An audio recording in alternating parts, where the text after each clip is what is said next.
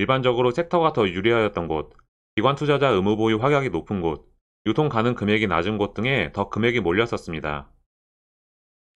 안녕하세요. 공모 주린이입니다. 오늘은 10월 7일 상장하는 원준과 아스플로의 증권 발행 실적 보고서를 바탕으로 어떻게 배정되었는지 살펴보고 상장일 주가 흐름을 예상해 보도록 하겠습니다.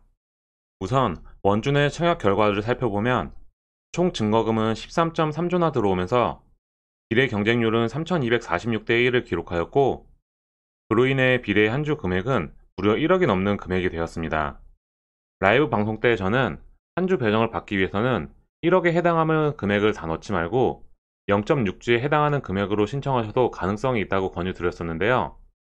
실제로 제가 추천드린 2,000주, 6,500만원으로 청약하신 분들은 모두 비례 한 주 배정이 되었습니다. 단수주가 많이 발생하여 그 아래 단계인 1,800주 신청도 0.55주였음에도 불구하고 비례 한 주를 받아갔습니다. 만약 5,000주를 신청하셨다고 하면 0.54주로 1,800주에서 배정을 받아가면서 5,000주도 한 주만 배정되었습니다. 두 청약이 동일한 결과를 나타냈는데요. 1,800주는 5,850만원, 5,000주는 1억 6,250만원 청약으로 1억 이상을 청약하였음에도 불구하고 같은 결과가 나왔습니다. 이렇게 한 주 금액이 클수록 0.6주 배정을 노리는 게 유리합니다. 마찬가지로 한 주 초과하여 신청할 때도 1.6, 2.6 이렇게 맞추는 게 좋겠죠. 해당 부분 실시간 라이브에서 청약 주수 설명드리고 있으니 청약 시 참고하시면 좋을 것 같습니다. 의무 보유 확정 배정 현황은 기존 44.31%에서 81.45%로 크게 증가하였습니다. 외국 기관 투자자에게 그다지 배정하지 않은 점도 마음에 들고요. 81.45%의 의무 보유 확약을 적용한 유통 가능 물량은 전체 주식의 27.20%가 유통 가능하며 유통 가능 금액은 887억 원이 됩니다. 다음으로는 아스플로를 살펴보겠습니다. 아스플로에는 총 증거금 6.4조가 들어와 비례 경쟁률은 5,636대 1을 기록하였고, 비례 한 주 금액은 약 7천만 원이 되었습니다.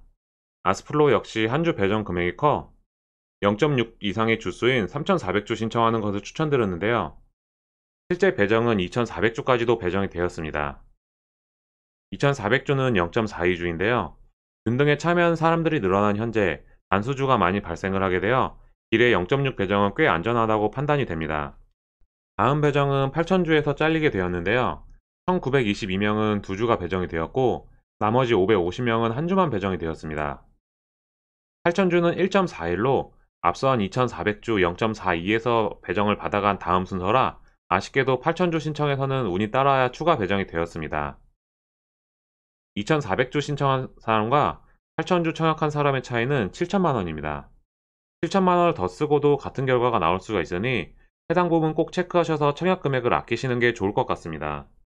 아스플로의 최종 의무 보유 확약은 39%로 기존 12.08%에서 3배가량 증가하였습니다.